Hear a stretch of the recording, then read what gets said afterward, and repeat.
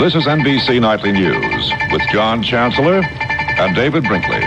Tonight, Tuesday, April 26th, reported from the NBC News Center in New York.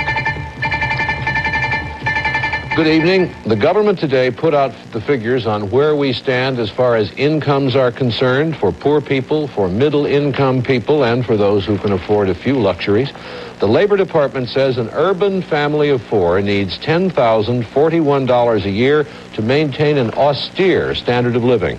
$16,236 is needed for a moderate standard of living, and for some luxuries, but not many, $23,759 are needed. That applies to the fall of 1976. Actually, in that year, these figures went up less than in previous years, so things are getting worse more slowly. David? When coffee prices rose up toward the level of caviar or gold dust, it was widely thought people would continue to buy it regardless of the cost.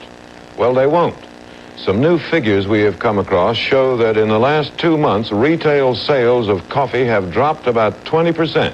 Here's Robert Hager in New York. It used to take a good, strong cup of coffee to get Josephine Shenman of Livingston, New Jersey, going in the morning. Now, Mrs. Shenman drinks Postum. At the World Trade Center, when office worker Alice Boyle takes a break nowadays, it's apt to be a tea break. Even at the Gateway truck stop off Route 3 outside New York, truckers are drinking a little less coffee lately. Jim Sloan, who drives an 8-wheeler, was having cola with his eggs this morning.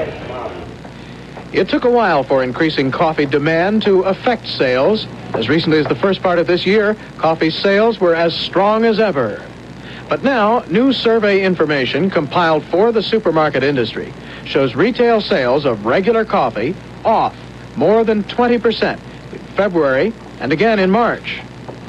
The drop in sales appears to be the result not of an organized coffee boycott, but the result of quiet decisions by thousands of Americans to buy less coffee. As coffee sales have gone down, tea sales have gone up 30%. And some producers are trying to find ways to make coffee less expensive. General Foods is about to try out a product called Mellow Roast, made from 40% wheat and 60% coffee. On the West Coast, Lingle Brothers Coffee is test marketing Cup of Java, about half coffee and half ground chickpeas. Because demand has weakened, bidding for wholesale coffee was